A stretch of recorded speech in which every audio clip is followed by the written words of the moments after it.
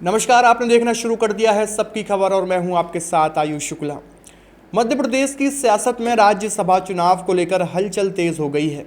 18 जून को होने वाले चुनाव के लिए बीजेपी और कांग्रेस ने अंदर खाने रणनीति बनाना भी शुरू कर दिया है।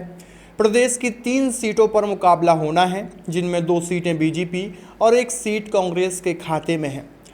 भारतीय जनता पार्टी अपने दोनों सांसदों को रिपीट करेगी या नए चेहरों पर दाव लगाएगी, इसे लेकर दिल्ली से लेकर भोपाल तक मंथन जारी है।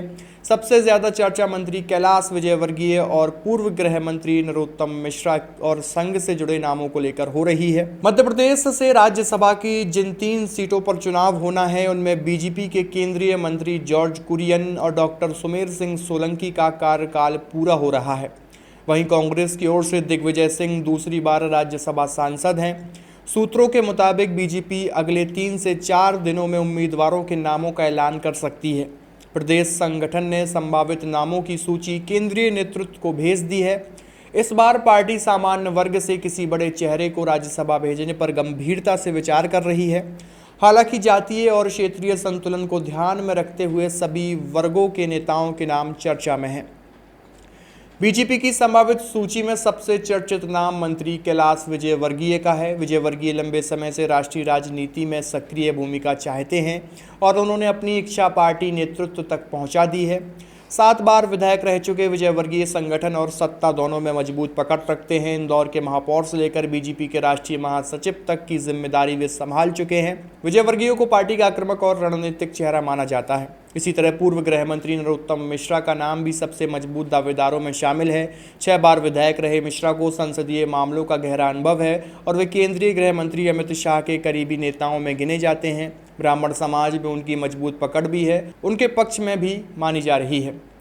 पूर्व मंत्री अरविंद भदौरिया भी रेस में बताए जा रहे हैं। संघ और संगठन में लंबे समय तक सक्रिय रहे भदौरिया बुंदेलखंड क्षेत्र में पार्टी के मजबूत चेहरा माने जाते हैं। वहीं अखंड प्रताप सिंह का नाम भी चर्चा में है, जो लघु उद्योग निगम के अध्यक्ष रह चुके हैं। आदिवासी और महिला प्रतिनिधित्व को लेकर भी बीजेपी मंथन कर रही है। आदिवासी वर्ग से मौजूदा सांसद डॉक्टर सुमेर सिंह सोलंकी का नाम फिर से चर्चा में है। संघ पृष्ठभूमि से आने वाले सोलंकी लंबे समय से आदिवासी क्षेत्रों में सक्रिय हैं। इसके अलावा पूर्व सांसद और पूर्व विधायक जीएस डामोर का नाम भी संभावित उम्मीदवारों में शामिल है। डामोर ने 2018 में कांग्रेस के दिग्गज नेता कांतिलाल भूरिया के बेटे विक्रांत भूरिया को हराकर राजनीतिक पहचान बनाई थी। महिला कोटे से पूर्व मंत्री रंजना बघेल का नाम भी मजबूती से सामने आया है। धार जिले की मनावर सीट से 3 बार विधायक रह चुकी बघेल शिवराज सरकार में मंत्री भी रह चुकी हैं। संघ की ओर से भी कुछ नाम आगे बढ़ाए जा रहे हैं। दीनदयाल शोध संस्थान अध्यक्ष अभय महाजन और झाबुआ क्षेत्र में संघ का काम देखने वाले महेश शर्मा का नाम भी चर्चाओं में है। अनुसूचित जाति वर्ग से बीजेपी अनुसूचित जाति मोर्चा के राष्ट्रीय अध्यक्ष लाल सिंह आर्य का नाम भी दिल्ली भेजा गया है। भिंड जिले की गोहद सीट से 3 बार विधायक रहे लाल सिंह आर्य संगठन और दलित राजनीति दोनों में प्रभाव रखते हैं। हालांकि सबसे दिलचस्प पहलू तीसरी सीट को लेकर है।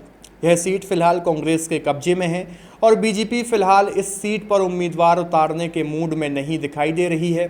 पार्टी नेतृत्व ने नेताओं को इस मुद्दे पर बयानबाजी से भी बचने की सलाह दे दी है। दरअसल विधानसभा में संख्या बल के हिसाब से कांग्रेस तीसरी सीट पर मजबूत स्थिति में है।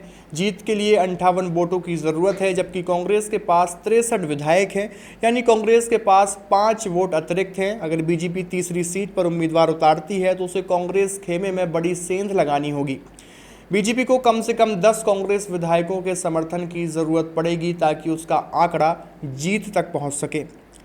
हालांकि बीजेपी यह गणित भी देख रही है कि यदि बीना विधायक निर्मला सप्रे और भारत आदिवासी पार्टी के विधायक कमलेश्वर डोडियार का समर्थन मिल जाए तो पार्टी को कांग्रेस से केवल 8 विधायकों के वोटों की जरूरत रह जाएगी।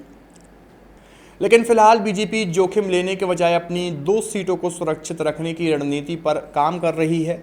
ऐसे में सबसे बड़ा सवाल यही है कि पार्टी संगठन के नेताओं को तरजीह देगी, सत्ता के बड़े चेहरों को दिल्ली भेजेगी या फिर सामाजिक संतुलन साधते हुए किसी नए नाम पर दाव लगाएगी। राज्यसभा चुनाव भले ही प्रत्यक्ष चुनाव ना हो, लेकिन इसके जरिए बीजेपी 2028 के विधानसभा चुनाव और 2029 के लोकसभा चुनाव की राजनीतिक जमीन भी तैयार करती नजर आ रही है। अब निगाहें दिल्ली पर हैं, जहां से तय होगा कि मध्य प्रदेश बीजेपी का अगला राज्यसभा चेहरा कौन होगा। आपकी इस पूरी खबर को लेकर क्या राय है, कमेंट बॉक्स में अपनी प्रतिक्रिया जरूर दीजिए और देखते रहिए सबकी खबर। शुक्रिया।